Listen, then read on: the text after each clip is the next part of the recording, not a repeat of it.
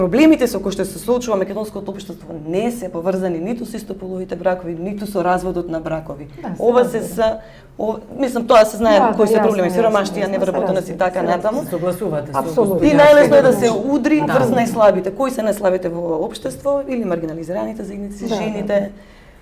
Особено кога црквата тука доаѓа како еден поддржувач на сиромашниот слој се разбира најлесно е за манипулација. Знаете што црквата мене ми е крива што црковни великодостојници на ваков начин се обидуваат да ги злоупотребат верските чувства на верниците, всадувајќи им назадни идеи и чувство на вина во случајов кај жените, дека жената е виновна за сите проблеми во општеството. Мислам тоа би било смешно да не е трагично. Мислам и би требало да се смееме, да не сме трагична ли изјавата на господинот Груевски, премиерот Груевски 2012 октомври, кога рече во некакви жените се борат во говор за падот на наталитетот, рече жените се борат за некакви си права во контекст токму на правата на жените. Тоа беше многу несрекна изјава на која сите реагиравме и вие знаете дека јас тогаш како председател на комисијата за еднакви можности заедно со представници од Македонското женско лоби побаравме средба со премиерот директно. Ја добивме во релативно кус период и јавно он ги се дообјасни дека не мислел така, но не срекна изјавата, тоа останува. Дефинитивно таа изјава не требаше да биде дадена, но луѓе сме, секому може да му се случи веројатно и да сгреши во изјавата. Воопшто не станува збор за несрекни изјави, туку конкретно за стратешки водена политика, што не го исклучува тоа што го кажа претеничката Поповска. Според мене целта на тоа е манипулација и замајување на народот. Ние денеска, ако не се лажем, имаме повторно задлужување на владата.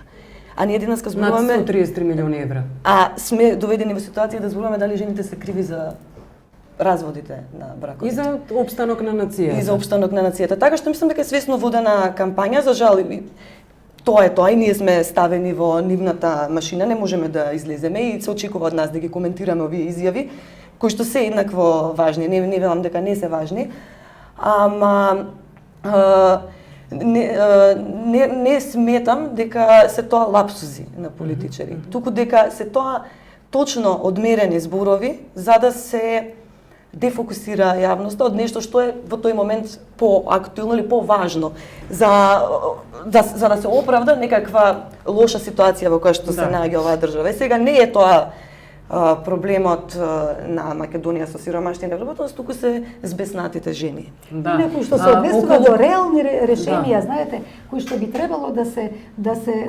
носат за подобрување на статусот на жената во општеството. Ние во комисијата ја разгледувавме Европската стратегија за економско јакнење на жените 2020.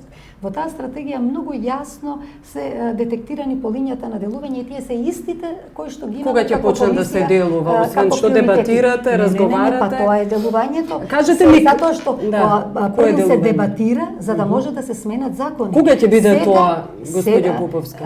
Очекуваме пролетва да се излезе со првите резултати од за стратегиите за економско јакнење, затоа што се работи подолгорочно. Во тоа се вклучени и повеќе невладини организации и експерти, значи тоа не се надевам дека ќе почне да се доаѓа со измена на мерки. Придолго се дебатира тоа, сакам, тоа ми е придолго се дебатира во оваа држава. Да се направи па грешка при носење на па и таа. Нема главна тема со која што во последно време а во однос на жените е семејното насилство. Да речам највидлива е темата на семејното насилство и тоа се некои напори кои што владата ги прави за борба против или превенција и за конкретни резултати. Тоа јас не мислам исто така дека се постигнати. Дури од страна идејата е тврдам дека големи резултати не се постигнати, ниту пак за мен, ниту пак шелтер центар или систем е резултат. Знаете, немаше мрежа на шелтери, немаше нема 7 години не се нема ни шелтер центри, какви шелтер центри. Едукација немаше на институции. Нема шелтер центри, тие што постојат се со нема капацитет да примаат нови. Кога тоа господјо Поповска немало? Тоа е направено допред 7 години не постоеа овие работи. Постоеше за 7 години што е направено со што ќе се не систем, со кои резултати вие би се гордееле? Системот е, госпоѓа Секуловска, она со што треба да се гордееме како граѓани. Резултатите тоа да ги значи, видат резултат е што мои познати пријатели кои што се обраќале за помош за семејно насилство, каде што не сме знаеле каде да ги посочиме, во која институција сега се знае на која многу пријатели не ги примаат во тие шелтери. И каде да кажете, им се помогне. да слушнеме. И редица луѓе Добро, во ред. имаат завршено. Оние малку што постојат, верувајте, не постојат шелтер центри. Тие малку што постојат се со веќе немаат капацитет за прием на нови. Притоа има големи дискриминаторски политики внатре, од тоа кој смее, кој не смее да влезе во тие шелтри. Неколку пати сме се обраќале за прием, мислам, сме добиле спуштање на слушалка или одговор, разговарате со насилникот кој што 5 години например врши постојано насилство и тортура или дојде кога ќе имаш видливи повреди на лицето па ќе разговараме. Во таа смисла, оваа влада, заради исполнување на, што не амнестира предходната, не велам дека другите работеле. За конкретни состојби. Кога зборувам за нешто што е проблем, имаме 7 години, ние говориме за предходната влада.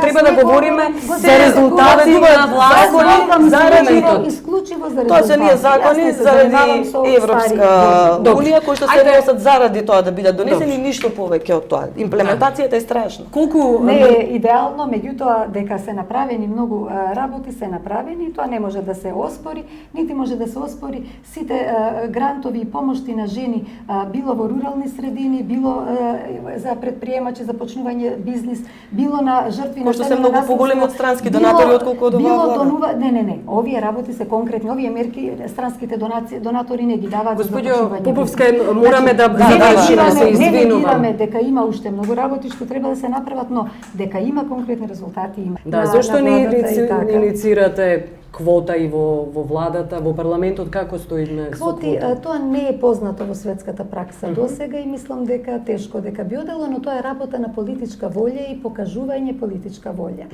Така што се вкупното работење и на нема ли политичка волја кај владеачката партија? Нема ли политичка волја? Има политичка волја. Тогаш зошто не сменат? Зошто не се сменат тие има толку многу и пратеници и советници задоволни од женскиот род. Со бројот на пратенички колку има процентуално? Што се задржа квотата и што продолжи да функционира, затоа што во изминативе десетина години имаше многу говорења и обиди да се укинат квотите. Така што би било интересно понекогаш да разговараме малку понашироко, да видите колку е потребна постојана борба за да се одржи постигнатото и да се оди напред. Меѓутоа, фала Богу, во Македонија има доволен број еманципирани, јаки жени. Тоа е работа на многу жени. Процентуално колку жени се извинувам. Процентуално колку жени се во не во парламентот, во приватниот сектор, например. Во приватниот сектор се ист процент колку се менаџери на фирми, мислам дека беа 19%, исто колку што се и во европските институции. Во државните фирми? Многу слично колку во европските институции. Во државните фирми? Процентуално? Во државната администрација жени имаше 54% до пред 2 години. Директори? Зборувам, раководители. Не раководители, директори. Во државниот сектор. Господјо Поповска. Во државниот директори сектор. Во државните во државните фирми постои генерален директор. 50%. Јас работев на истражување за универзитетите, државните, но и приватните. Во таа смисла, отприлика се во однос на кадарот што е вработен, 50-50 со одстапки мали во однос на тоа. Има рамнотежа. Да, ама отприлика, но кога тоа се вика глас силинг или стаклен покрив, кога одиме кон структурите на одлучување или повисоките за раководни структури, опаѓа број. Но не мислам дека е тоа. Тука опаѓа процентот сериозно, но и во однос на парламентот и во однос на владата, јас сум скептик во однос на квотата како единствено решение. Еве во парламентот имаме повеќе од 1/3 или скоро 1/3 жени пратенички, кои што збор не кажале, ниту ќе кажат на теми. Тоа е избор на партиите, господја Цветковиќ. Тука не сме Па од тука не можеме- гледа. Народот ги бира. Напротив, дел од нив и шират Потребни се мизогинистки. постојано Него споредба кампањи со- за надминување на стереотипи, предрасуди и тоа е еден општ тренд и во цела Во Европа. споредба со парламентот ми беше прашањето Да. и со владата. Потребно ли му е на премиерот Груевски една добра кампања околу владата? Па цело Родовата време правиме еве еднаквост. ова денешниот разговор е добра кампања. Јас ви благодарам за можноста од ова да зборуваме. Се надевам дека ќе ве слушна и премиерот Груевски Јас и мислам политичката дека волја се ќе биде слушаме, мислам променета. дека се слушаме добро, да. Не само што не очекувам, туку оваа влада многу успешно ги води овие дебати во јавниот живот, мислам во јавната комуникација. Не само тоа, туку да не се лажеме, мнозинството ги поддржува овие ставови. Улога на државата е да води кон прогрес и кон емансипација и менување на овие ставови.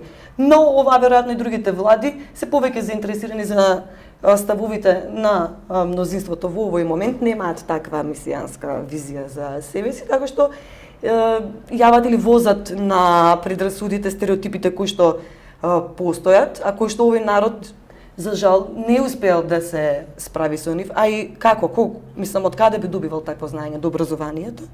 Кој што е во катастрофална состојба било мажи, од имаме медиумите? мисија да се бориме за надминување на стереотипите и предрасудите. Тоа е тоа.